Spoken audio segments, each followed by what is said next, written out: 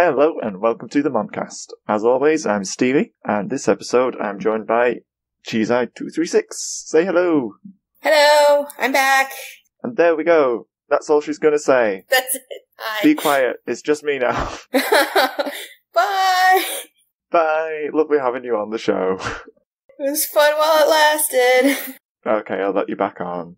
Okay, yay! And the current score is 6-6, and this time we'll be discussing the 13th episodes, His Master's Voice and Ignorance is Blissey.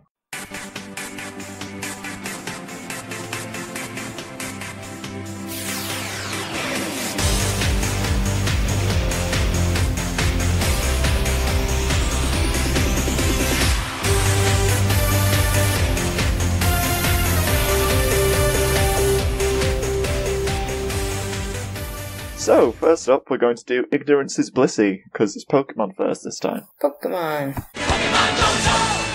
So, it starts off with the narrator introducing us to the people and the place. As always, the people's Ash & Co. But this time, we're in Happy Town. Oh my gosh, I couldn't believe that it was actually called Happy Town.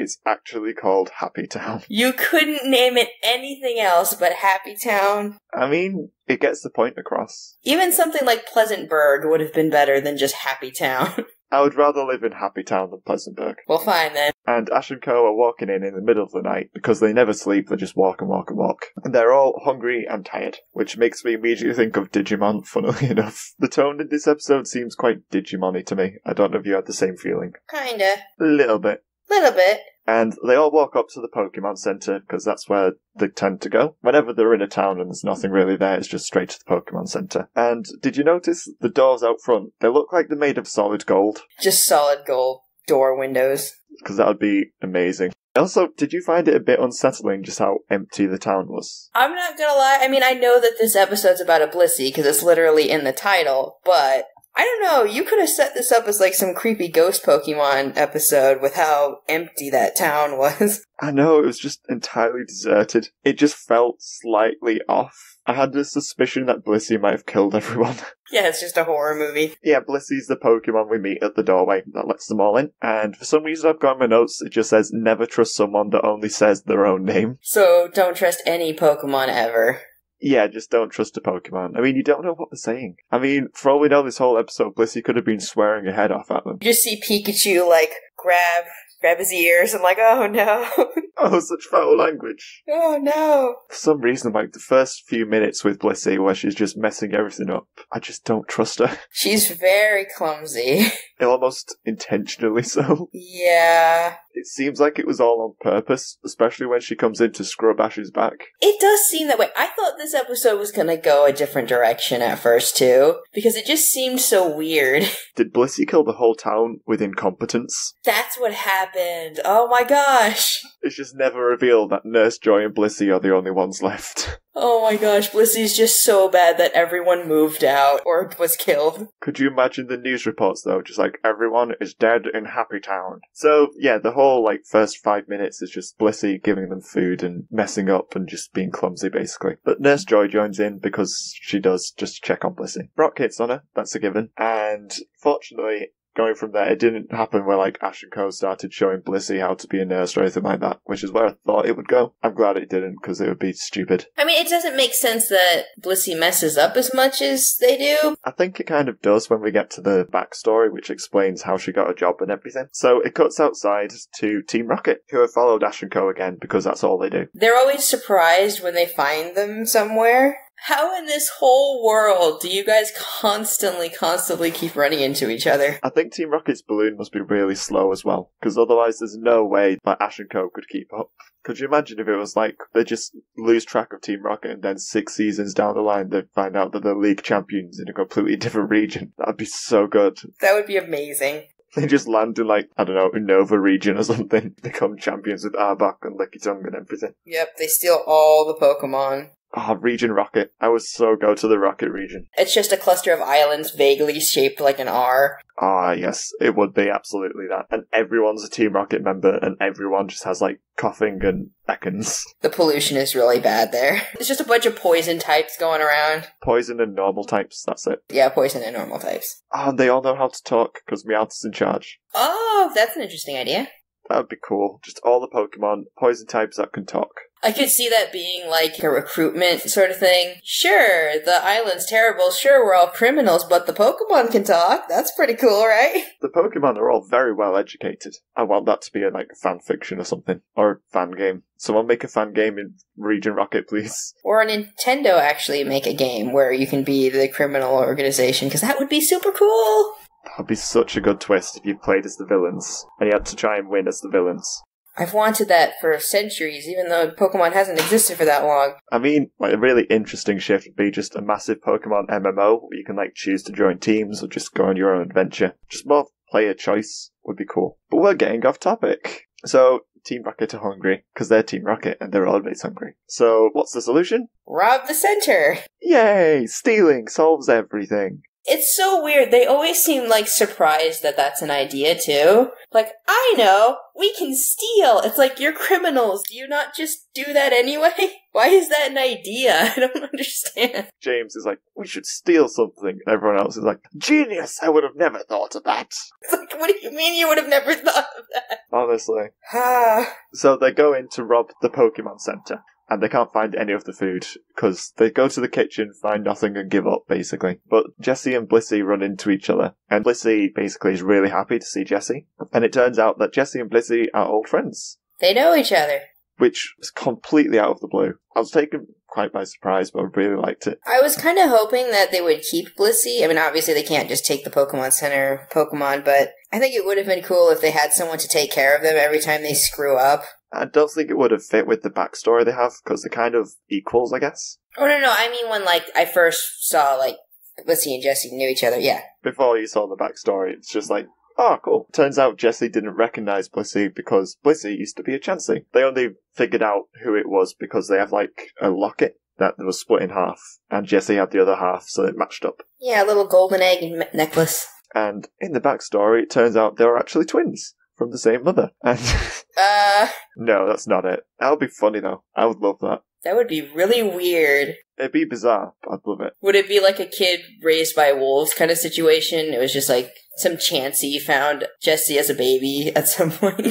A human gave birth to both Jessie and Chansey. Or would it be that a Blissey gave birth to a Chansey and a human baby? Which would you prefer? I don't know, because Pokemon lay eggs and humans don't, and that confuzzles me a little bit. So it's either the Chansey comes out of a human's womb, or Jessie is hatched from an egg. I don't know, they're both really weird. Let's go with neither. Neither, there we go. And it goes to just Jessie and Blissey. They start telling James and Meowth, that's the other two that don't really do much this episode, but they're still awesome. It starts telling them how they met and everything. And why don't you tell the backstory? Well, Jessie just wanted to be basically a Nurse Joy, and she was told that she couldn't. So she sees in an ad, and it's for a school, and she thinks, oh, I can just go to school, but the school isn't for people to learn nursing, it's for Chanseys to learn how to be assistants at Pokemon centers. So she basically goes to a school that's just full of Chansey, and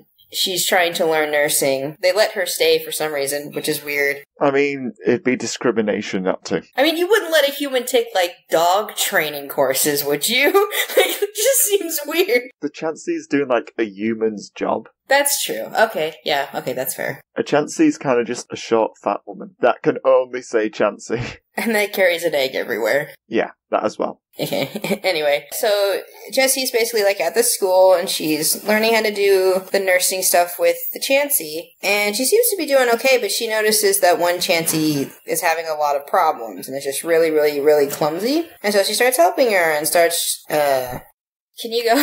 Yeah, I can go. So, yeah, basically the Jessie helps the Chansey at the Pokemon Nurse School, so teaches her how to do bandages, stuff like that. Helps her with her, coursework. Helps with the practicals, all that stuff. So that they both get fully trained to be nurses from the looks of it. But there's a bit at the school where they're teaching the Chansey how to sing. So do the Pokemon move sing to put everyone to sleep. So if patients are getting restless and stuff, they can just calm them down, put them outside. No, just knock them out. That's worse. Just put them to sleep. No, that's even worse. Yeah, help them take a nap. They have a slip. So the chants they all sing, they just go, Chansey, Chansey, which is pretty boring lyrics-wise. It's like a discount Jigglypuff song. It's got less syllables, and it works on all the Pokemon, but it works on Jessie as well, so she gets shouted at by the teacher, who has earphones on because she knows that she needs earphones, but Jessie doesn't. For some reason, the teacher just gets really annoyed at Jessie for falling asleep, even though she knows exactly what the move does and knows how it would affect her. So she's kind of just a bit of a jerk. That was odd. You'd think if anything she would give her earphones and be like, oh, hey, you need these because, you're not a Pokemon.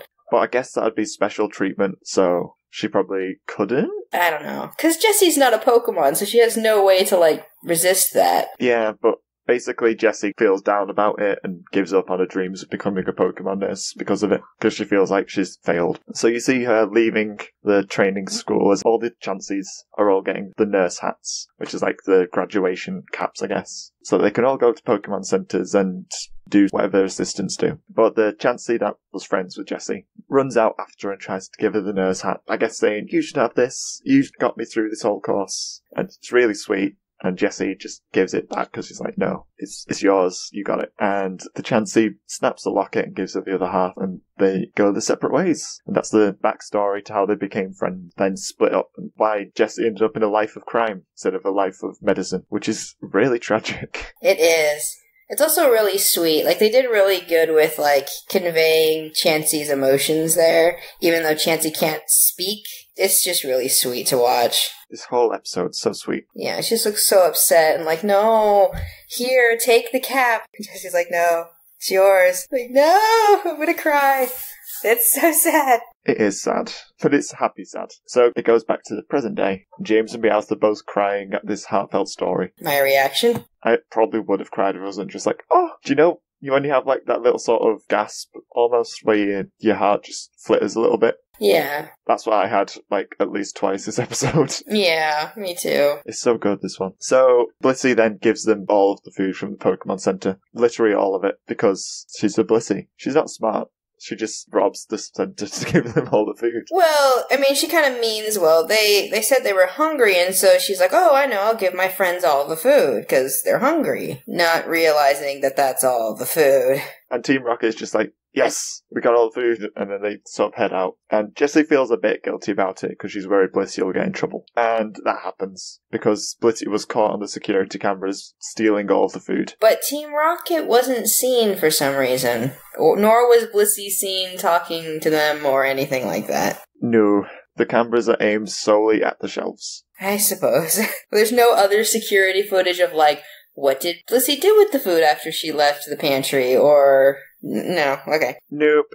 That'd be too convenient. So Jessie's got the binoculars just checking in on Blissey, and Blissey's in trouble. So then Jessie heads back, with Team Rocket in tow, of course. So the whole team's going back to basically try and make up this story that Team Rocket forced Blissey to give them the food. And they don't know each other. They basically, held her at gunpoint or something. I really, really, really like that, too. It's so sweet in a weird way that they're yeah, we'll just take the brunt of this because we're bad guys anyways, so we'll just pretend like we took advantage of you, and then you can get the food back, and your reputation isn't ruined. It's oh, that's so sweet. I love the way they do it as well. They just, park the balloon outside with all the food, and then James pulls out a megaphone just Jessie, what will we do with all this food that we stole from the Pokemon Center? And everyone just rushes out, it's what?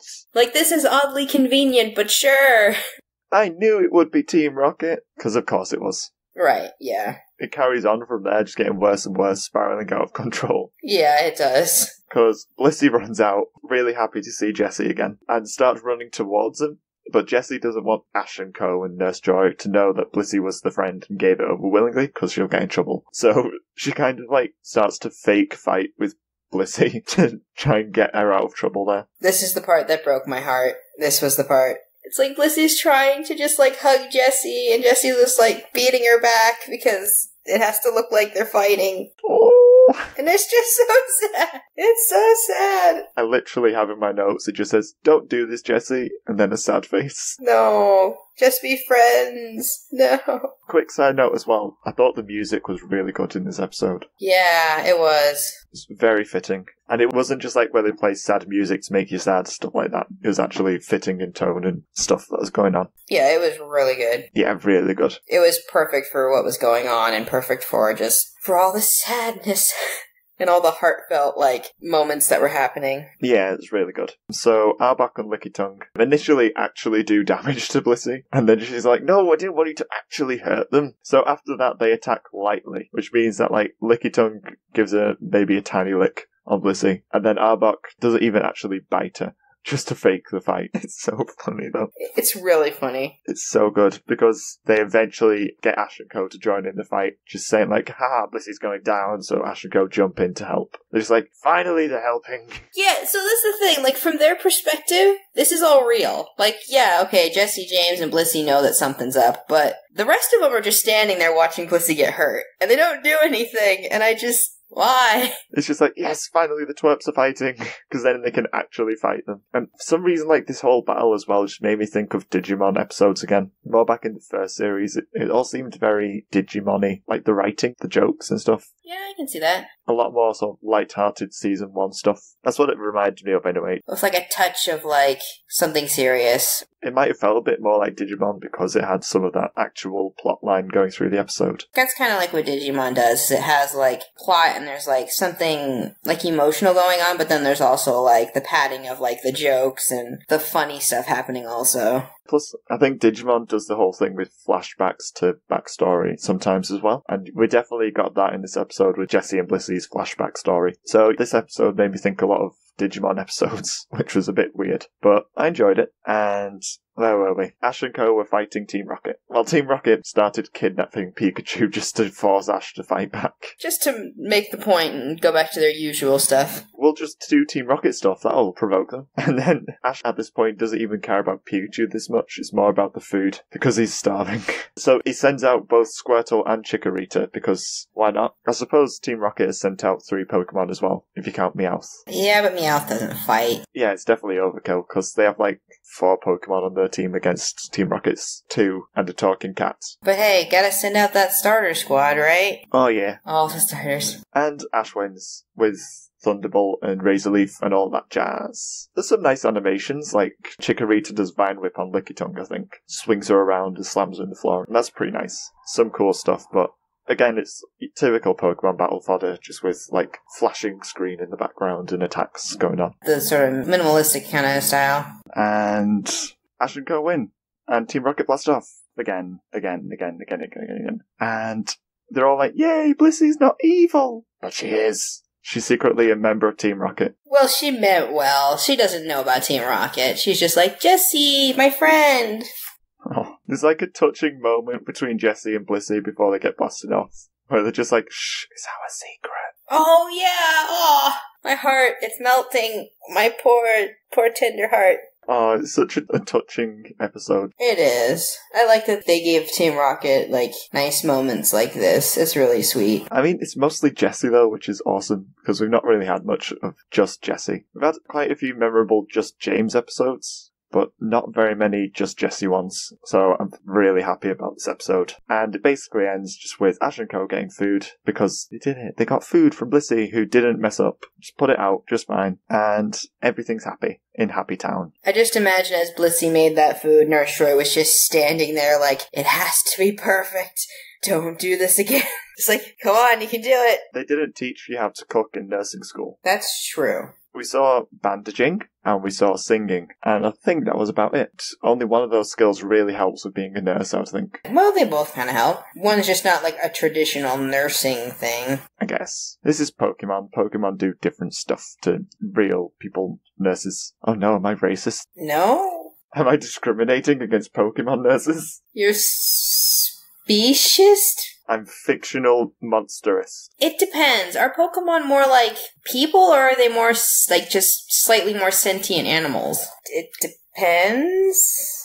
I guess they can talk. I don't know. I don't think we should get onto the political standing of whether Pokemon have rights. I mean, you brought up like a weird twin scenario earlier. I don't know if this is weirder. We brought up weird things. So, do we think that Pokemon's a democracy, or is it like a communism society? Oh, that I have no idea. Not a clue. I think it's capitalist, because they beat each other up and then take the money. So I assume it's capitalist. So, have you got anything else you want to mention before we do the final question-y bits? Aside from that, this episode is perfect, adorable, cute, and I loved it. No. Then, what or who was your standout character? Definitely Blissey. The sweetest, like, well-meaning, clumsy, overexcited, adorable Pokemon, and a really interesting backstory, even though it's, like, partly Jessie's backstory also, but it was just nice. Also, I think you were describing yourself up till you said Pokemon. I'm no Blissey.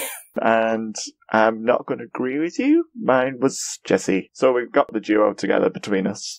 Yeah, there we go. So yay! Friendship friendos! But I love Jessie so much in this episode. She's doing Team Rockety stuff, and then all of a sudden it's like, here's this whole other side of Jessie that we've not seen before, where she's just caring and lovely and nice, and we basically see what I assume is the real Jessie that kind of just gets covered up by a lot of the forced Team Rocket stuff. Well, it's not forced. It's all part of who they are now as characters and people. But I loved seeing this like other side of Jessie that's often covered up with the big bravado and the big show they put on all the time. Yeah, it's really nice to see more of the layers to the character. I swear, Team Rocket, Jessie and James have more layers to them than Ash and Co do. Oh, absolutely. Ash and Co are such single-layered characters, and then Team Rocket just have this whole massive backstory that they have completely different ones. Like, James was raised in privilege, and Jessie wanted to be a nurse but wasn't smart enough, and then went to Pokemon school, and then there's just Ash who's like, I'm 10! And then there's Misty who's like, I'm 10! And then there's Brock who's like, I'm 13! And that's their characters. Ash, Misty, and Brock are more characters that just have, like, this stuff happened to us, as opposed to, like, there's actual character building going on, which is what we see with Jessie and James. Ash is like, you know, the person that is the audience. Yes. And then Brock and Misty are just kind of, they tag along and do the exposition for the audience, essentially, explaining to Ash all the stuff. And then Team Rocket's the actual show. Yeah, pretty much. I can't imagine Pokemon without Team Rocket. Could you imagine Pokemon with only Team Rocket, though? Yes! That would be great. It'd be so good. I would love that so much. I want that. I want that so bad. Just Team Rocket adventures. I want that to happen so bad. Yes. But what was your favourite thing this episode, then? The relationship between Jessie and Blissey. And basically that entire end scene from the point of them saying, like, okay, we're gonna just pretend like we stole the food from Blissey to right before they got blasted off. It was just, that whole section was just perfect. It was emotional, it was funny, and it was perfect. It was just absolutely perfect. A lot of this episode was just perfect, honestly. There was so much that happened that was good. My favourite thing is just in all caps, it's so wholesome. Yes, it's very wholesome. That's the word. That is just like the word of the episode is just wholesome. I just loved it all so much. And is it filler or not filler? It's not filler, because we get kind of learn about Jessie's history, right? It's a weird one. It's like, it's not character development. It's more just showing stuff about the character that we've not seen before. True. And the end result of the episode is Ash and Co get food. That's true. Yes, I guess it is filler. It's technically filler, I guess, because they don't really get anywhere. Well, they get to Happy Town, but that's Happy Town. We don't care. The plot of the series isn't being progressed, yeah. There's still between A and B at the moment. Well, it's the best darn filler in the world, then. Yes, this is like a perfect filler episode. So what are your overall thoughts on the episode? Loved it. That's it. Yep, loved it. Loved it with all the heart emojis, just all of them. I'm just going to read out what I wrote down in my overall thoughts here. It just goes, I adore this episode with all my heart, it's so awesome. Just spam your keyboard, just like... I came out of this episode so happy. Happy Town, it was earned. That was so sweet. It's reinvigorated my love of the Pokemon show again. Yes. Just so much bland filler. This was like perfect. It's everything good about Pokemon. It's like, see, Pokemon, this is how you actually do good filler. If you're gonna do filler, then do this. Give us interesting stuff. There's maybe like 2 minutes of this that you could say sort of happened in other episodes as well, where like Ash and Co get food from a Pokemon Center. Then the rest of it is all just completely new stuff with Jessie and Blissey that we've not had anything like it before. It's just so new and fun and perfect and hilarious, and I loved it. Yeah, it's not just the usual, oh, here's the Pokemon of the episode. Oh, Team Rocket attacked. Oh, this Pokemon saved everyone. Ah, blah, blah, blah, blah. And then just done. They never do a Pokemon of the episode that actually has a character. It's usually just, they have the trainer that's the character, but this time Blissey was the character, which was really, really good. So I think we both love this one. Yes, we both absolutely adored this one. Did you watch this one first, or Digimon first? I watched Pokemon first. So you did the same as me. So we both had this followed up by Digimon. Shall we move on to Digimon? Yep. Let's do it. Next up, we have his master's voice. Oh, not this episode! Oh no, this episode. I bet you're glad you started co-hosting for this one. I'm glad I'm here for this. This episode. This is one of those episodes. It really is. I think this episode's infamous because, like, it's being discussed on both Lost in Translation 1 and Podigious, of course. And I don't think either of them cared for it, really. No, it's something. It's certainly an episode.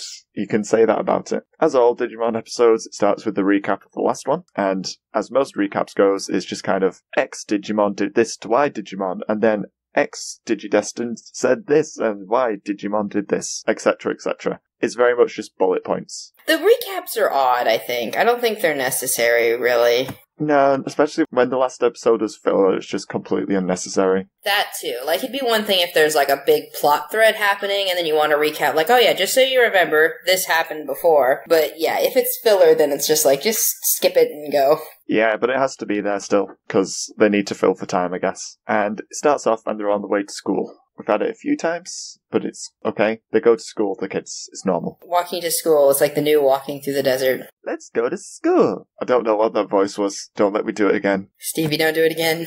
Let's go to school. And Patamon and Gatomon are in one of the trees in the school playground. And they're just like talking about, the kids are going to school. So now they decide they're going to talk about what school is and stuff, I guess. So the Digimon don't get time to talk much. Just Digimon to Digimon. Mono to mono. But it's cute. I think it's cute when they're just in the tree. And they just talk and then they go to raid the cafeteria. It's just weird. Gatomon, come on. Be the voice of reason. You're the adult. Literally. Come on. If it was Vmon in the tree, that would make more sense, but also I don't think Vmon could climb a tree, so it wouldn't make sense. If it was just Vmon and Patamon talking. It'd be more in line with Vmon's character to go raid the cafeteria, but it wouldn't be more in line with his character to be up a tree. I overcomplicated that, didn't I? A little bit. The point is that Gatomon shouldn't have allowed that, and it doesn't make sense. I can talk for days on end about how much I don't like Gatomon in 02, but Yeah, she's just cat puns, and now she's also out of character jokes as well. She's really just been, like, brought backwards since she became a good guy. She's just got worse and worse, which is so disappointing, because she was so cool at first. I know! She was amazing! And we'll have to bring it up every time just how bad she is. Oh yeah, so now it goes into the classroom where they're at school. They went to school. In the classroom, there's Kari and TK, and then there's a million background kids. You know they're background kids, because their outfits have no designs, and their eyes are normal size. And Kari's kind of, like, depressed. She's very down in the dumps. And TK notices, because he's one of very few observant males. I'm being sexist, sarcastically. That entire class looked pretty dull. I don't know. TK might be the only aware one there. Easy to notice when they were doing, like, algebra or something. It was so boring I've actually forgotten what it was that the teacher made a joke about being boring about. Oh, I don't remember either. I feel like that whole last sentence was so grammatically incorrect, but I give up. So, Kari starts going insane, and, like, her desk just suddenly in a grey ocean, and she's all grey, and it's all dark and depressing, and I haven't got a clue what's happening. She's hallucinating. Yeah, something along those lines, like, something's not right in her head, or something's not right with wherever she's being taken to. But do you like this intro? Because I honestly really love the intro. The intro of her sitting there? No, like the, I guess, first 5 minutes of the episode where they're setting up Kari's whole thing, like what's happening to her. Because I really liked the tone and the sort of horror setting that they made. It's interesting. Like, I guess the whole thing about this episode is, like, parts are better than the whole thing. It's one of those. So, like, yeah, it's interesting. It's just they don't do anything with it, and it doesn't make sense in the larger scheme of things either. So it's just weird. Like, for the first 5 minutes, I was sold on the episode. I was into it. I was loving the whole sort of monsters and darkness and horror thing that they were trying out. The darker tones was really interesting, and I liked it. Because you don't get that in kids' shows. Yeah, I guess my thing was, it's interesting, but it's sort of like, it's so different that I couldn't enjoy it. I was more just confused. Yeah, it's definitely jarring. Yeah, I was like, wait, what's going on? Like it's cool, but it's just so weird, and it comes out of nowhere that I was more just distracted by it than I was, like, enjoying it. It's kind of not Digimon, which is probably one of the reasons I liked it a lot, was because it seemed so much more serious than usual, or at least more than it has been in 02 so far. It's definitely a change of pace for this season. It had me going for a while, like, she's just sort of slipping into this dark zone or something. I was really liking the horror tone that it had. And it was pretty creepy, like, the idea of just being plucked out of the world and going to some other dark place against your will. Yeah, it's really surreal. Yeah, it's so surreal. It's a scary idea. The idea that's like something's coming for you, and A, no one sees it, and B, you have no way of stopping it, yeah. It's scary. At least it is until you hear the monster voice. Hey, we're monsters. Way to ruin it. All they have to do is make it deeper or something. But instead it's just like, Kari.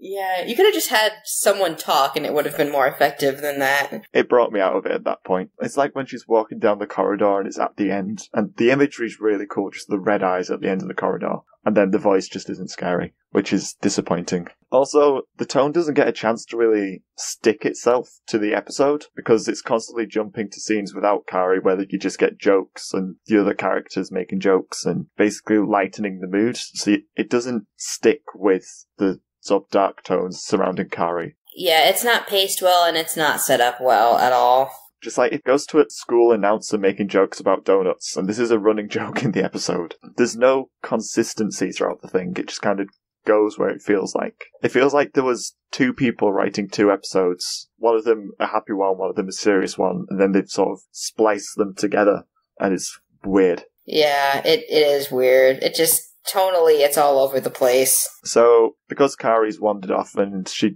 basically doesn't go to the nurse's office, she goes somewhere else entirely. TK goes on a Kari hunt and just checks everywhere, so classrooms, library, all the places girls would be, even the bathroom. Where'd you girls go? Fairyland? How do you know about that? I'm gender fluid. I know about all the places. So he eventually finds her just sat on a bench outside on her own, and he's just like, I care about you, Kari! Yep. This was the scene where I noticed that TK doesn't have his hat on for the whole episode. Oh yeah, he takes his hat off. This is where there's one of the dumbest lines, I think. TK's like, you went to the beach? And Kari's just like, no, silly, the beach in another dimension. That makes way more sense, Kari, of course. It's like, you don't sound crazy at all. I mean, at least TK knows about, like, the digital world, so Kari doesn't sound completely crazy, but it still sounds crazy. Kari, you're insane. You're losing it. Yeah, I also find it funny how, as this conversation is going on, and TK's, like, trying to encourage Kari to, like fight it and, like, figure out what's wrong, Kari very quickly just gives up.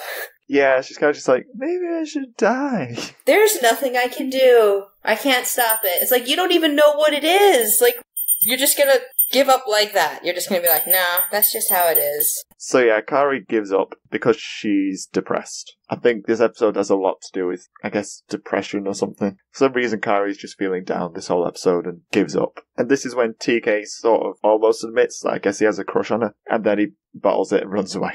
Like a man. Kinda. Yeah, that was weird. Men don't show emotions. They run away. Also, I like how embarrassment is all it takes for TK to abandon Kari. Like, just like, oh, I was embarrassed. I know you're having a hard time, and I know that there's probably something serious happening here, but you know what? I'm just gonna go. Yeah, it'd be a bit awkward, because, like, I said I like you a bit. I'm gonna go. I think, because he didn't even say he liked her, he just said, like, I care about you, which I guess he freaked out, but it's still, like, it's a really bad reason to just leave your friend. Kari almost definitely has a look on her face that's just like, huh? Because she's just, like, so out of it right now. She's like, did you say something? But then, because TK's left her unattended, she just starts wandering again and heads towards the beach, which is where the thing that's calling her and, like, trying to pull her out of the real world is pulling her to. and she crosses the road. Harold starts speeding across it, and that's a joke. Because screw being serious, let's just chuck a joke in. There's a car on screen, we could chuck a joke in. I cannot even explain to you the sound that my desk made when my head hit it. It's so badly delivered, the line as well. It's so bad. You're speeding, Harold! Actually, I probably delivered the line better than it is in the episode. It's really, really bad. But Gatomon is still in the tree, even though she left the tree. I guess she came back to the tree, because cats like trees. Gatomon's a cat, did you know? Surprisingly enough, no. I didn't know. You learn something new every day, don't you? I thought she was a dog. It's easy to mix it up. I thought she was a hat at first, because it rhymes with gat. But it turns out she's a cat. Stevie, you missed the joke. What was the joke? Was a dog. Was a dog. Yes. Salamon's a dog. Okay, that's how we're doing this then. Jokes so bad that you can't even tell the jokes. Just in the middle of the sentence. That's just my life, though. That is most of my jokes. They're just like stealth jokes. By the shadow of night, Chisai makes jokes. You won't even know I was there. So Gatomon tries to follow Kari, almost gets run over, because cats shouldn't cross the street, it's dangerous. And Kari just vanishes. All the clothes go with her, but not a backpack. But yeah, not the backpack with the important stuff in it. The camera goes, the clothes all go, but the backpack, no, that's not allowed. The backpack's too much. You have to pay a transit fee for that. And Kari's just a kid, she doesn't have any money. Yeah, she can't afford luggage to this whole dark realm. Let's stop, that was a bad joke. Oh wait, that's all of them. That's literally all of it. And Gatomon just starts freaking out and tries to go find help. So it cuts to the computer room, where only the Digidestined live, because no one else in the school is smart enough or important enough to use a computer. No classes use it, nothing. It's just for these kids, that's it. Just the Digidestined. Although I guess they tend to go during like breaks and lunches, so it kind of makes sense. It depends on the school, because I know, like, the school I went to, like, you could go into the computer room for studying. So, like, there would be people there. Yeah, just like, it's weird, it's almost an exclusive club they seem to have. It is called, like, the Computer Club near the beginning, but I would expect more people than just people that happen to also have monsters that are digital from another world to be part of the club. Oh, come on, Stevie, nobody likes computers.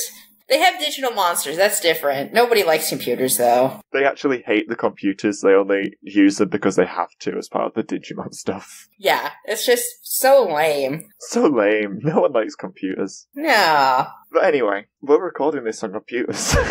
Excuse you, I am using my phone? No. No, not really. Honestly, that would be really good quality, considering it'd be a phone if you're actually recording on there. But anyway, so in the computer room, the Digidestined are gathered around, and Yoli's doing her thing this episode, which is one thing, which is upgrading the D3s. We don't really see her outside of this scene, as far as I can remember. And she's just upgrading the Digivices, which I think is cool, because that's like a proper tech thing. It's a shame it's kind of just glossed over. But it seems like it'll be really important in future episodes, because she says that she's basically adding the ability to call each other in the digital world, which sounds cool, and they'll probably be using it a lot for convenience. Instead of emailing, basically, that's why she's doing it. Davis calls it boring, because Davis is dumb. Davis is like the most instant gratification person in the world. It's like, I don't want to, like, appreciate or see you working on something. I just want it. He says that he'd prefer to play soccer. So, yeah, just go play soccer then, Davis. What else are you going to do this episode? He doesn't even hunt for Kari. When he finds out that Kari's missing, he's just kind of like, we should go to the digital world and look for her there. Even though TK's like, she didn't go there, Davis. Davis, stop. I know that she's not there. But he's just like, digital world, we should go there. Because he's brash and stubborn and stupid. Yeah, they're all arguing basically about how to find Kari because she's just vanished. No idea where she is. And they can't find her on using a Digivice locator thing. They've probably used it before. They found Digi-Eggs with it. I know the Digivices in the last series tracked each other at one point. Izzy did it with his laptop with Mimi. So I imagine that Yoli could try and do the same thing with the computer lab. I can say the Digivices will do that, but they can't track her down because she's not in the real world or the digital world, apparently. She's in between. In the other world. Good name for it. But what I really like in this scene where they're all arguing is Cody finally speaks up and actually shouts over everyone else, and it's good. It's like, good for you, Cody. You're actually stepping out of the background and being a character instead of just being a pushover, and that's really good. And the most, like, dull character. He's pretty dull, but he has a character for that 1 second where he steps out, shouts above everyone else, and just says, like, listen, Davis, shut the F up. You're wrong. We need to be sensible here, Davis. Shut up. Why are you in charge anyway? Please, yes, please. We just need to be smart. We need to figure out what the heck happened to Kari, and then find Kari, even though we're useless in this episode. Yeah, he basically just shouts out and makes a valid point, which is good for him, because usually he's just in the background and says the valid point just very quietly and gets ignored. So, good job, Cody. You did well for your 30 seconds in the limelight this episode. And then TK's like, I know where she is, and then goes. And now, I guess those three are just in the computer lab for the remaining time. And it goes back to Kari Land, where it's all grey, just like Kari's personality. It's all great! Ing. I'm sorry. I took your bad joke and made it worse. You did. So in Grayscale Zone, it's so interesting because it's so just bland in its appearance, I guess. Yeah, it's very empty in every sense of the word. It's just void of colour and light. It's dark. And Kari wanders off for a bit, and it's just like, I'm in the dark zone, what do I do? Oh no, I'm a girl and I'm stuck in the dark world, what do I do? Don't know why she's British, but cuts back to TK and Patamon and Gatomon as well now, who are all trying to work out how to reach Kari because she's in a whole other dimension that they've not been to before. Okay, I want to ask something real quick. Well, okay, so Davis's idea is they should just straight jump to the digital world. You could assume that the rest of the group is still thinking, like, let's try to figure out how to find her digitally, because they're still at the computer lab. But TK heard Kari mention a beach, and so he just blindly went to the beach. Which of those, like, logically do you think makes more sense? Because I think TK is kind of taking a weird approach to this, because you have no idea that just going to a beach is going to work. It's kind of like the only lead he has as to where she might have ended up, or a way to get to her, because she mentioned a beach. So I think it makes more sense than going to the digital world, when she knows that I was in the digital world. I suppose, but I don't know, it just seems weird. Like, if you talk to someone who was, like, really out of it, or was talking about how they were taken somewhere, or they were, like, seeing things or something, would you just be like, oh yeah, their delusion must be what I should literally do? It just seems weird. This whole episode's weird, though. Maybe I'm nitpicking it a little too much. Also, he does have the crest of hope, so I guess hoping to find her at the beach isn't too much of a stretch. Yeah, that makes sense. I'm shrugging. TK isn't smart, he's blonde. I was blonde for a time, then I got smart, and now I have brown hair. Are you naturally blonde, though? I was naturally blonde, then I grew up. True story. When I was younger, I used to be blonde. Oh, like when you were, like, a toddler and stuff? But like I said, I grew up and got smarter and stopped being blonde. So, yeah. TK, Patamon, and Gatomon, the three musketeers, are trying to work out how to get through to Kari. It's also in this bit where Gatomon's really weirdly drawn, and it looks like her arms are coming out of the back of her neck. That's pretty funny. That's exactly what it looks like, though, isn't it? There's no, like, shoulder or separation from the neck. She has neck arms. There is a reason, though. Bad animation. You solved the mystery. Well done. And TK is just like, I failed. I don't know what to do. And it goes back to Kari again, I think, who's walking down the tunnel now. And she says, hello? Well, she says it like, hello? Because she's damsel in distress in this episode, which is disappointing. But it's more character than she's had in most episodes so far, which is probably even worse, honestly. It really is. But she finds a mass of Scubamon, which is what they call themselves, just going, help us, in a more creepy monster voice. It's a lot better than it was earlier. They were called Divermon in the first season, right? Yeah, but these ones are black, so they're Scubamon. But Scubamon's not the name of a different Digimon, it's just, it was the original, I think, the Japanese name, and then they changed it to Divermon in the dub, but now it's Scubamon here. Yeah, when you search Scubamon, it finds Divermon. Scubamon, here's a Scubamon page. There isn't much about them because they're only ever in this one episode. They're not in anything else ever, apparently. Although, it's revealed later on, isn't it, that they're actually just taking the shape of Divermon to fool Kari into thinking that they're the normal Digimon or something. But that's spoilers. Spoilers, the Scubamon aren't Digimon. Or at least it appears that way, but I don't think we get ever actual confirmation. We don't at all get any, like, information, really. Oh, and I just remembered there is actually a bit where it cuts back to Davis. There's like one tiny bit where Davis is trying to get the gate open basically with his Digivice and it's not working. And that's all he does this episode. I don't even remember that. It was so quick.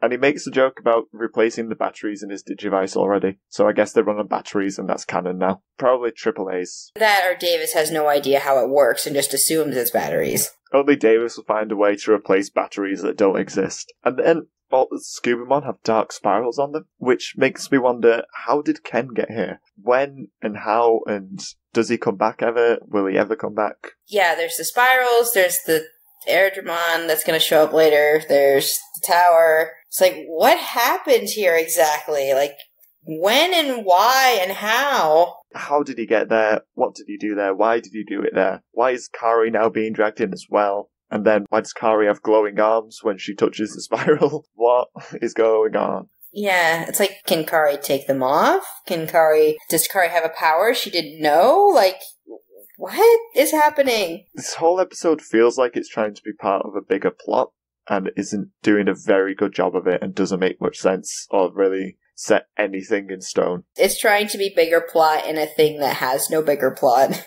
Part of a bigger plot that's not being hinted at beforehand, or I don't think will be hinted at much later on either. Doesn't it only get like a passing reference at the very, like close to the end of the series? I don't even know that. They talk about something getting sent there? I don't know, maybe. I know that there's more with Ken and this whole dark realm that happens, but with Kari and why she's for some reason tied to this dimension as well, I don't think that's ever really expanded on in this series at all. This is an episode focused around Kari and this dark dimension, neither of which really get explored fully or explained at all. It kind of just all happens and we're just along for this weird, nonsensical ride. I guess because you're a light, you have weird stuff happen to you constantly, I guess. She's Jesus. The power of light makes you suffer, I guess. Pretty much. The feels when you finally get your own episode and it's in a dark, depressing world where nothing happens. Just up to this point, she's been all exposition, and now she's not even exposition, she's just dark stuff happens around her, and that's it. But where were we? Kari was trying to take the ring off. Yeah, she's taking the rings off put on by the Digimon Emperor, which she says every time the Scubamon say the Dark One. She goes, the Digimon Emperor, as if we'd forget. She does it twice, which bugs me. We know who it is. Ken is a lot shorter, Kari, just say that. And somehow there's an Airdramon flying through the sky and Kari just starts breaking down. Starts begging for help from Tai and Gatomon and the National Guard. Can they just not be serious? Is that just impossible for this series? I'd be interested to see the Japanese version of this episode, see if it was more serious at all, but I don't want to watch it again, so I probably won't. I'm sure there's not as many, like, of those throwaway jokes of, like, the driving and then this. It'll just be full of the unexplained stuff, basically. So there'll be a lot of problems that are still there. But it just wouldn't have those weird gags that are all over the place in the dub. Yeah, the tone might be more consistent. It's all hypothetical unless we actually watched it, and I've not watched it. But yeah, Kari, through the power of depression, pulls TK, Gatomon, and Patamon through into an entire other dimension. It makes perfect sense, and we will not question this. Isn't that right? Yep. Yep, we will not question this. Yep. We will fall in line, and we will not question the plot. It's so... Why? Like, how is Kari able to do this? Like, Kari was brought there by something else. Like, okay, fine. Those things, or thing, has the power to pull people there. Fine. How? It's the power of depression, like I said. The power of depression and hopelessness, which is the literal opposite of both of their crests. And I don't understand this. Why? If you're sad enough, anything is possible. There's your life lesson today. If you're sad enough, anything is possible or achievable. No, the universe has no pity. Don't try that. So yeah, now TK's there as well with Gatomon and Patamon to help out and save Kari from the darkness. This episode makes me think of Batman with all the darkness it has. Yes. Oh my gosh, yes. But before we carry on that tangent, TK armor digivolves Patamon using the Digi-Egg of Hope. And for a brief second I thought that they weren't going to do the Digimon Digivolution, because they showed like a flashing light on the coast of him digivolving. I was like, wow, do they actually have enough stuff to not do the animation of the Digivolution? And of course I was wrong, they did it. Of course. I'm just naive and hopeful that they might actually have high quality. So they don't skip that, and Pegasusmon gets into a fight with the Airdramon. With TK on his back, to give commands. Otherwise, it's kind of just putting him in more danger, really. I mean, Digimon don't usually take commands. It's usually just like a, hey, fight that. Do your best. A lot of the times the kids say, do this attack, and then they do it. That's kind of the extent of the commands. It's a lot like Pokemon, really, in that way. The battles are just, Pegasusmon, use Vine Whip. Yeah, that's one of Pegasusmon's attacks. You get what I mean, though. The battles are pretty similar, usually. It's just, Tamer says do a thing, they do the thing.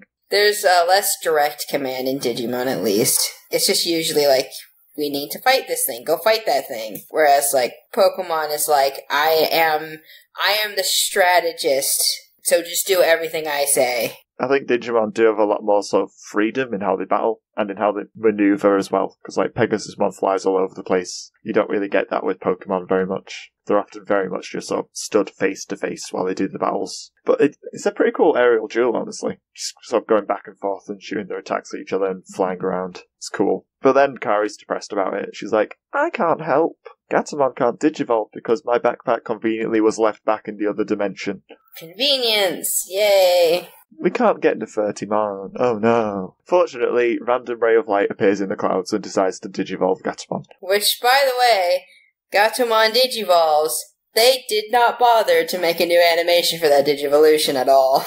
It's just the same one from the last season. Exactly the same one. They do the same with a lot of the other Digimon as well, don't they? Where it's just the spinning and the digivolving. So yeah, Gatomon conveniently digivolves to Anduamon. Yeah, at this point, the tone's just completely shifted since the start of the episode. Because it started off so dark and menacing, then it kind of dipped back into it in the middle, and now it's just standard Digimon fodder with battles and, yeah, we're gonna win. Yeah. So much wasted potential, because it seems like it could be such a unique episode, and then now it's unique for all the wrong reasons, because it was unique and then decided not to be. But yeah, they defeat Airdramon, which had the Dark Spiral on it, of course, by the way. So yeah, they win the battle, thanks to plot convenience of literally plucking friends out of other dimensions and then digivolving out of nowhere. Does she even use a crest for it? Nope. Does she even have a crest? Nope. Can she do that anymore? Nope. It's just a weird other dimension where anything goes. Yep. This is just like some, I don't know, adult-written fanfiction episode, which doesn't work. I don't know what's going on. Nobody knows. The writers didn't even know. No, they didn't have a clue where the series was going, I think. I don't imagine what the dub writers thought when they got this episode. They probably didn't have a clue what to do with it. They were just like, what is this? They were just like, is this leading somewhere? And I think it is. Should we hint at things? Well, maybe, just in case. But what if it never comes up again? Well, we can't just leave it and not mention it. They must have had so many arguments about what to do with this episode, I bet. Oh, I bet, yeah. Because it's just so bizarre. Yeah, there's just like so many opposing directions that this tries to go in, of like funny and dark and depressing and important and also entirely insignificant in the whole plot of the series. Oh, it's a mess. Yep, it's a big digi-mess. That is correct. So we were at the point where the Scubamon are out and they're all like, thank you, Kari. You saved us. Woo! We're happy. Yay! So Kari breaks off all the spirals. Or Anduamon does, maybe. I don't know. They're just gone. They're gone. The spirals go kaput. And when that happens, the Scubamon just completely change shape. They're not shaped like Divamon at all. They become like these tall, shadow humanoid things. Yeah, slightly fishy-looking things. That immediately try to kidnap? It's a mixture of kidnapping and swiping. They kidnap Kari. Oh, they try to anyway. But TK and Pegasusmon fly back around and save her at the last second. So the quote-unquote Scubamon retreats back into the shadows. And they also talk about, like, we wanted you to be our queen. And it's like, queen of what? What is happening here? What is going on? What is this? There's so much hinted at that just isn't actually there. These dark creatures have some sort of master already, and they want a queen as well now, and Kari's some sort of being of light with magical powers. And then it's like, are they actually Digimon? Were they just taking the form of Digimon? Like, is this in the digital world? Is this not? Like, what? Can a Digimon even marry a human? What the heck is going on? I think trying to understand it's pointless because there's nothing really to understand, because it's all just hypothetical about whether it'll happen or not in the future. Pretty much. But these not Digimon slink away into the shadows. And I do want to say, I think they look a lot like like the shadows from Shadow of the Colossus, but with glowing red eyes. And This is the point where they just travel through dimensions again, like they can just like, let's go home. It's no question of how do we do that? We're in a dimension we've not been to before. It's literally they just do it. Yeah, we can just do that. That's just how that works.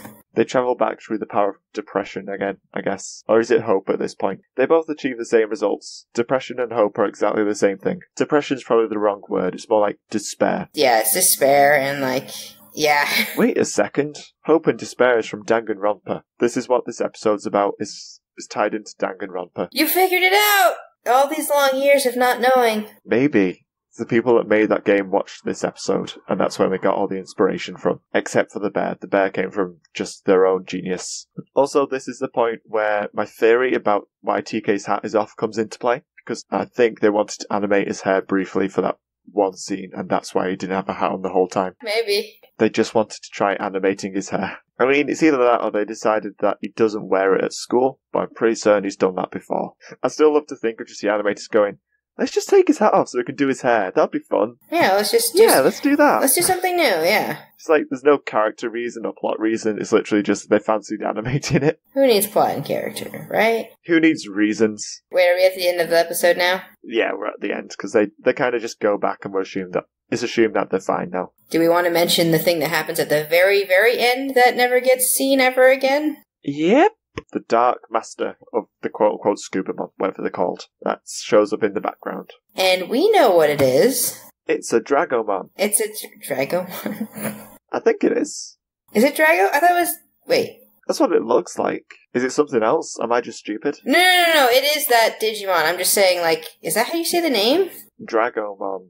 I thought it was Dagomon. No, it's Dragomon. In Japan, it's Dagomon. Oh, okay. I just always called it by that name. Okay, that makes sense. I know more about this Digimon from a Digimon comic book that I got years and years ago when they still did, Jetix magazines and stuff, where this Digimon was in it briefly alongside Marine Devimon even, where he played more of a part than he does in this episode, where he's literally just a silhouette on the horizon that's very big and looks like Cthulhu. I wish I still had those comics, but I got rid of them. I wonder if they exist anywhere out there still. They'd probably cost you an arm and a leg. Yeah, because it'd be 2002 or something. I would have been 5 or 6. Oh, cool. Oh, I want to read that now. That shows how old I am as well. I was 5 in 2000.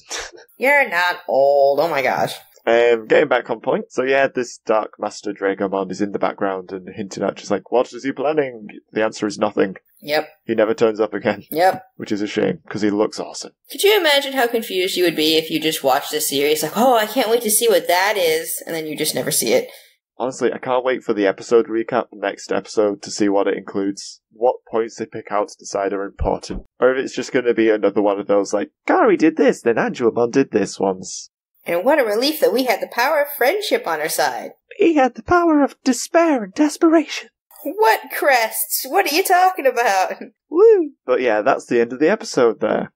Yep. There's a lot to unravel with it. Who was your standout character then? I was torn between, I guess, Kari, because what is even happening to her, and then also the quote-unquote Scubamon, because what are they doing? Why are they doing it? What even are they? What are they? Yeah, one of those two.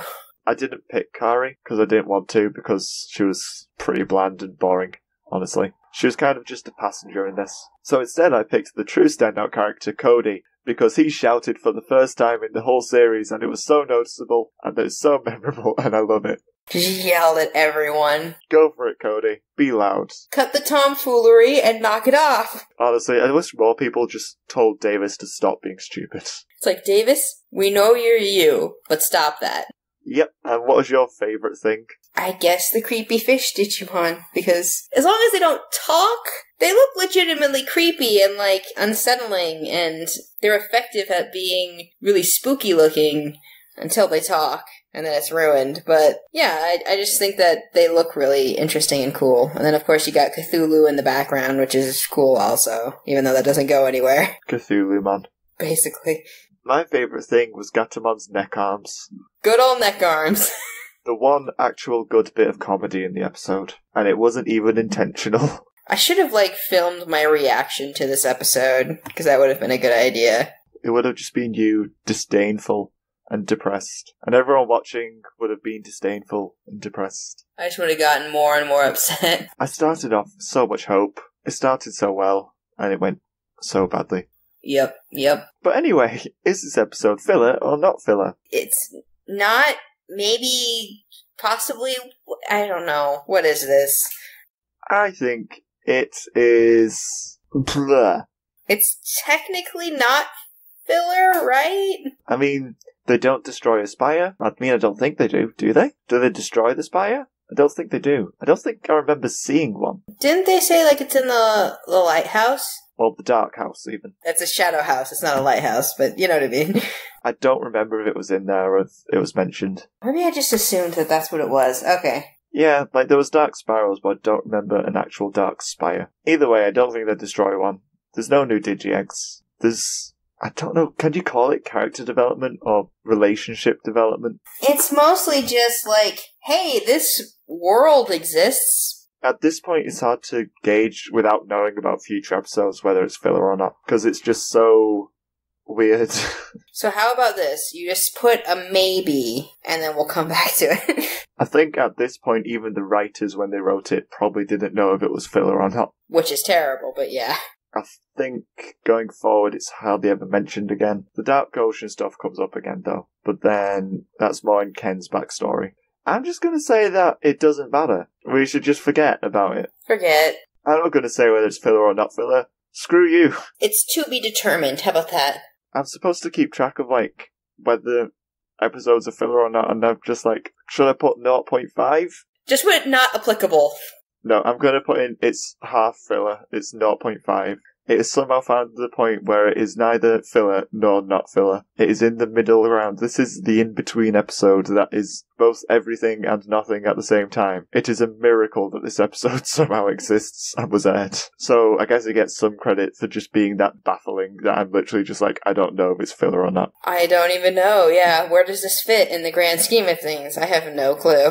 So moving on, what are your overall thoughts? It was a lot to take in. There was a lot going on. And the other thing I didn't bring up is, like, this episode is really rushed. It's very fast from, like, Kari's not feeling well to TK's checking on Kari to everyone, like, Kari goes missing and everyone's trying to figure out what's happening. And TK found Kari and then the ocean and then there's an Edgemon and then I guess everything's fine. Yeah. It feels like they've tried to cram a whole Dark Ocean arc into one episode. Yes. This episode would probably go down so much better if they just, like, showed at least glimpses of Kari in previous episodes looking down or just, like, having a weird thought or something. Just anything to hint that something like this was coming, but it's just plunked. Yep, comes right the heckle out of nowhere. They probably just needed to fill episodes with something, and this is what the writers came up with. And it's a mess. It's so disappointing, because, like, I loved the intro with the whole horror vibe it had. That was so awesome. And then it just all went back to kiddie stuff with jokes and there. Yeah, it's a cool idea, but it just doesn't work at all. It's just awfully executed. It's such an interesting idea and a great, like, atmosphere that it builds up at the start. And it's just all squandered, because no one thought to actually think about what the plot was going to be across more than one episode. And no one considered that they shouldn't just be able to travel between dimensions as and when they feel like it. Also, backpacks should go through dimensions if clothes and cameras can. But we had to come up with an excuse for Kari not to have her device, even though in the end it didn't even matter, because Gatomon... I was going to avoid that joke, but thank you. But even though in the end Gatomon evolves anyway, so it's like, she could have had her device. What is that song, though? Because I want that to be the outro music now. The song is called In the End, and it's by Linkin Park. That is perfect for the outro. I will use that. It's literally just describing the episode. Just like, it tried so much stuff, and it doesn't even matter. I can't wait just to hear that, even though I've listened to the song before. So yeah, this episode, just chuck it in a bin. Might as well. We've talked about both the episodes. Do you want to do Mono a Mono? Yeah. Yay! Now it's time for Mono a Mono, where we attempt to compare these episodes. Oh god, that's going to be a challenge. Good luck with this! Let's start with an easy one. Who is your monster of the week, and why? See, that's the thing about these episodes being so different, is I like one for one reason, and like the other for completely different reasons. Because I like the dark tone that was set up in Digimon by, like, the Scubamons. But then I also really liked Blissey because Blissey is adorable and perfect, and I love Blissey so much. But I'm gonna say Blissey because Blissey's perfect. Yeah, and I'm 100% with you there. Just like, it was no contest for me, Blissey was the best. Blissey wins. You know, I said all my notes just have a lot of all caps in there.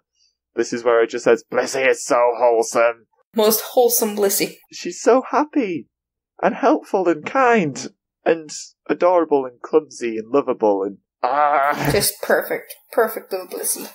She's such a round egg. Oh, fluffy round egg. She's so good. Next question. Who was worse, Ash or Davis? Do you want me to go first or second?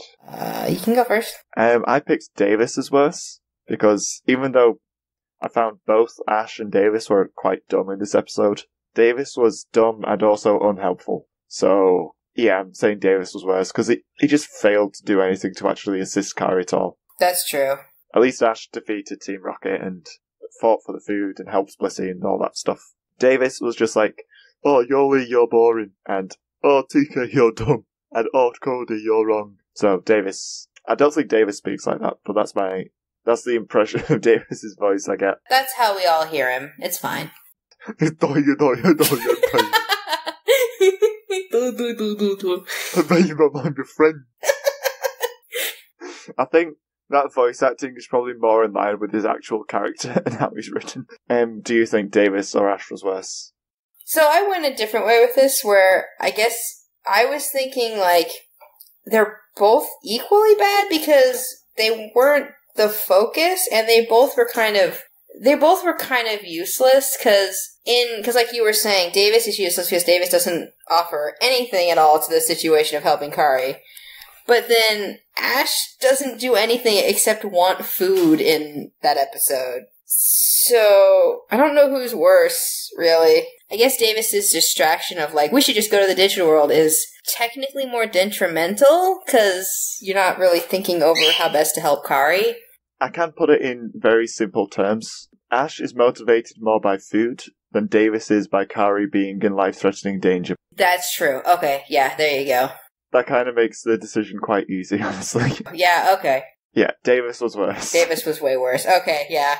I didn't think about it like that.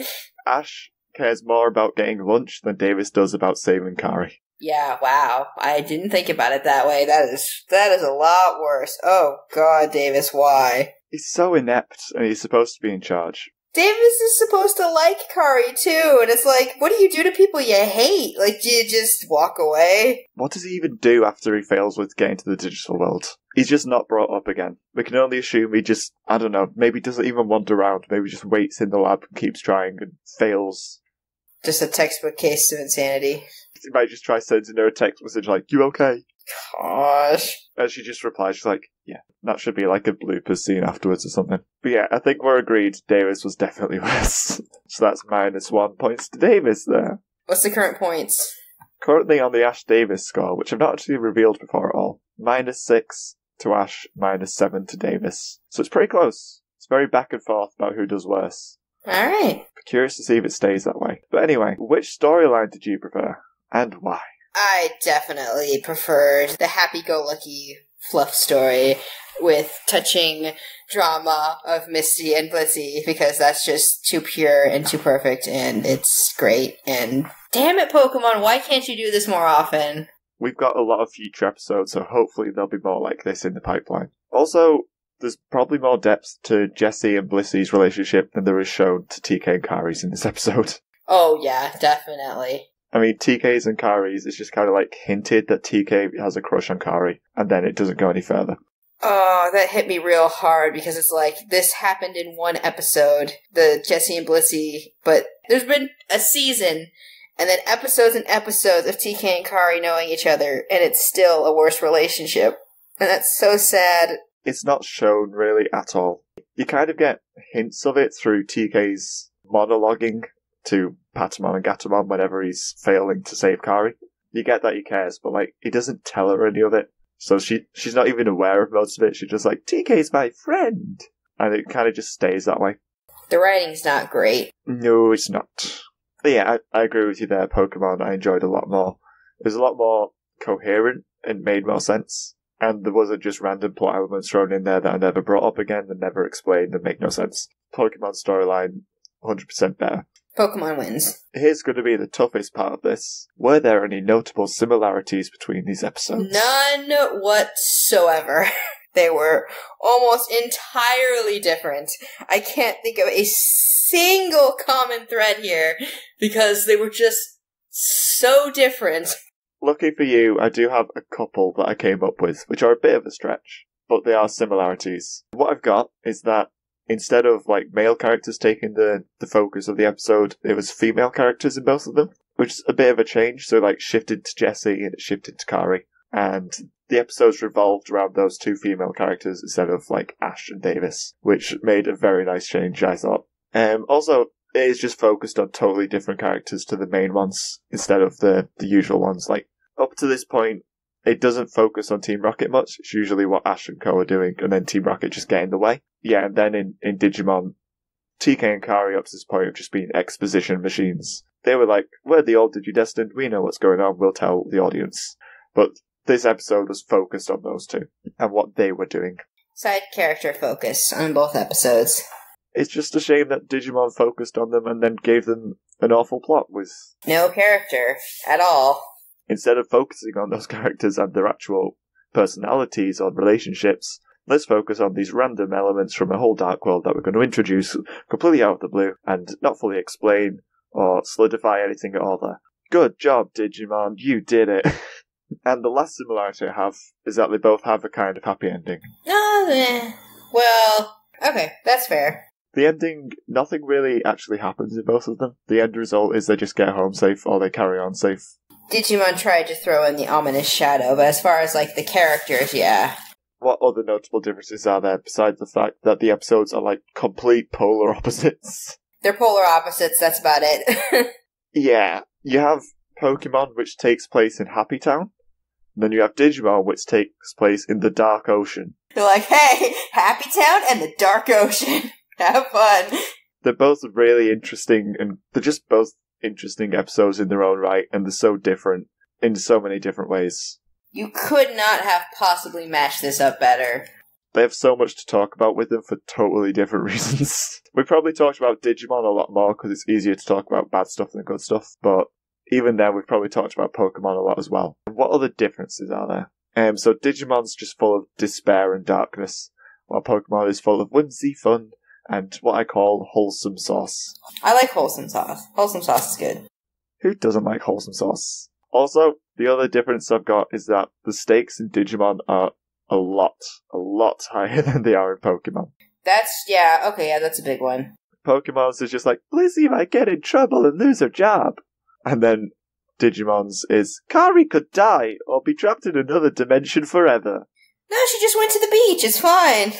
Have you got any other differences at all, anything you want to mention? No, I think you pretty much covered all of them. So, which episode do you think deserves a point? I'm gonna say Pokemon, because Pokemon was interesting, it had character development, it had backstory, and it's a lot better than the random something that ended up happening to Kari, even though it was more, serious, because, like you were saying, Kari could have died, but it wasn't as effective. Whereas Pokemon actually had, an effective, this was an episode, and it was coherent, and it was good at what it was trying to be, and it was nice. I think Pokemon deserves it. I completely agree with you there. Pokemon was so much better. I genuinely fell in love with this episode. I'll probably watch it again when I'm feeling down, just to cheer me up. Just because it's such a wholesome episode, and I love it so much. And it's probably been a while since I've come away from an episode just feeling 100% love for the episode. It was really good. I just had an entirely good time with it. So yeah, I would love to watch Pokemon again, but this episode of Digimon, I'm not touching ever. There's practically nothing redeeming about the episode of Digimon, apart from the tone that it sets at the start. And if you don't like horror, if you don't like that stuff, you're not going to like the intro to the episode, so you won't like the whole episode, basically. Well, that's the thing. I like dark themes and dark tones too, but it has to be done correctly, and this episode was so bad at it that it kind of was well, this isn't really enjoyable at all. Yeah, the problem is it was done correctly in the 30% of the episode it was done for. The other 70% was all just classic Digimon with just jokes and Digimon fights and all that stuff. It just felt like they spliced in some horror scenes, which were just ominous and creepy and scary and effective, but entirely just undercut by the rest of the episode, which just made the whole episode throwaway and ineffective. And then Pokemon came along, just super happy, really wholesome, loved Jessie so much, loved Lissy so much. Pokemon just, I don't know, took Digimon round a back alley, beat it up and left it there to die. Jeez. That's what the episodes were like this time. Pokemon just won, clearly. So yeah, do you agree we give Pokemon the point? Yes, definitely give Pokemon the point. I think it's kind of a no-brainer on this one, which makes the score 7-6 to Pokemon. Let's go on to the outros. Next time, we'll be discussing the 14th episodes, The Samurai of Sincerity, and About with Sprout. Oh, sorry, About with Sprout. It's not about with Sprout. They're not walking around with a Sprout. Oh, a bout. They are fighting with a Sprout. Yes, it's a bout with a Sprout. Yes, that is correct. So listen out for that episode, and if you want to get in touch, just tweet at us, email at us, or jump in on Discord to chat at us. And of course, massive thank you to my lovely co-host today, Chisai. Where can the people find you? They can find me on my art blog at Chisai236 on Tumblr or the Moncast Discord. That's about it. She streams on YouTube as well sometimes. If you find the YouTube channel, I'm sorry, because it's kind of a mess. There's speed drawings and stuff on there as well, which is really cool. That's true, but those are also on my art blog, so if you're just interested in the art, just go there. But yes, she does lots of cool stuff on the interwebs. All the links to our stuff will be in the show notes, including the Moncast Patreon, where you can support us, get uncut versions of the episode, get drawings every few months, stuff like that. And just a big thank you to everyone supporting. Massive thank you to everyone that's ever supported in the past, even if you're not supporting at the moment. It does mean like a massive deal that people pay money for me to do this stuff. I don't know what's wrong with you, but thank you. So, big thank you to Ashley McDonald from Prodigious. She supports. Thank you to Demon Dragon Master, who's a friend of mine called Nelson.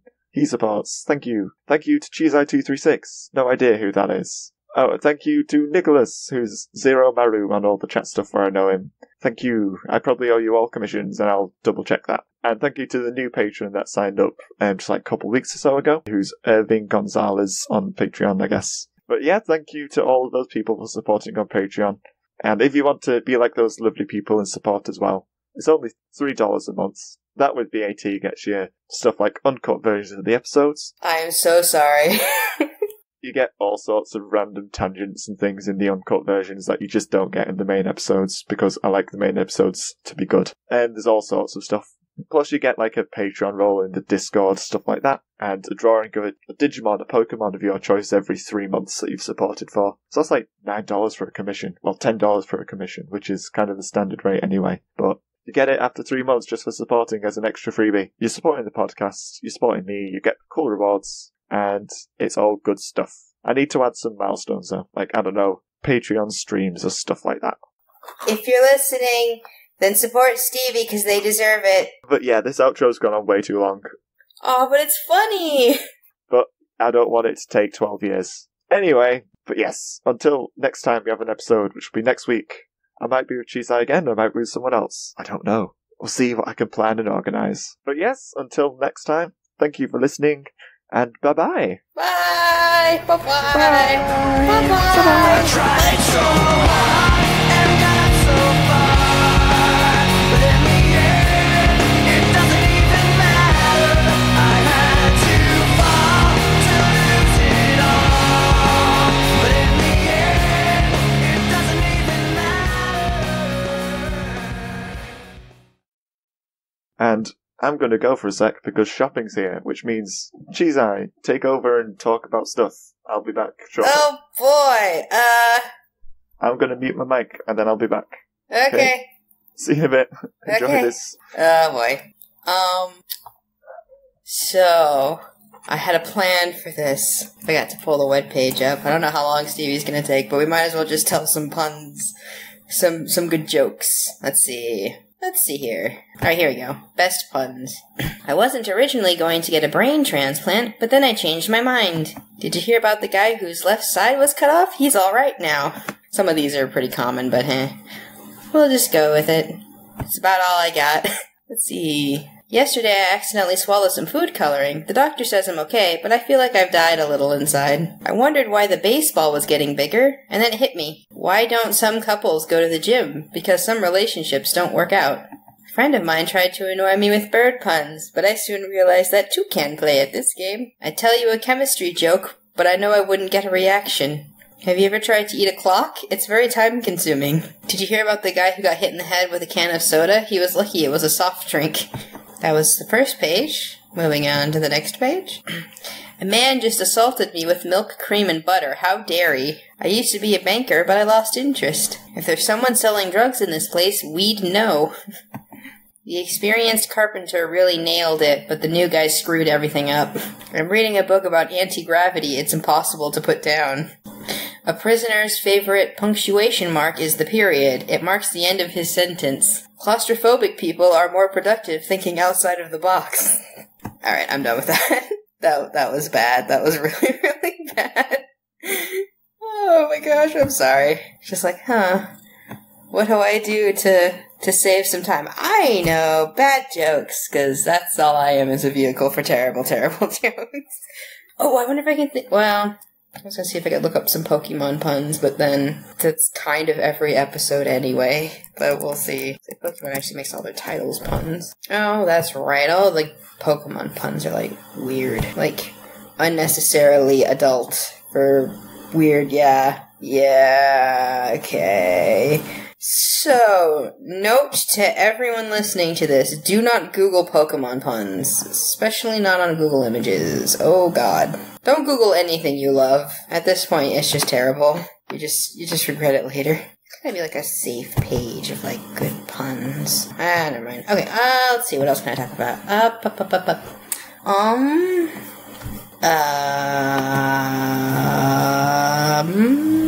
More puns? We can always go with more pun route. Let's do that. I'm just gonna go back to looking up puns because I'm trash and I'm terrible and I can't think of anything else to talk about by myself for no reason. I would ask people what the weather's like, but the weather will differ widely depending on where everyone is. So that's kind of a wash. Also, it's pre-recorded and I can't hear people's responses. That's also a problem. Alright, we're back to puns. We're going to go to page 3 of this website and see what that gets us. They're also ranked by best to worst, so as I go on, the jokes are going to get worse and worse, so that's fun. Let's see. Why don't programmers like nature? It has too many bugs. I don't trust these stairs because they're always up to something. I once got into so much debt that I couldn't even afford my electricity bills. They were the darkest times of my life. Geology rocks, but geography is where it's at. So what if I don't know what the word apocalypse means? It's not the end of the world. I'm back. Hi. What if you don't know what apocalypse means? Oh gosh. I don't know what the context is. You'll find out later. I'll never know. What was the last thing you heard? I just said, what if I don't know what apocalypse means? Oh, yay. That'll be fun for you to figure out later.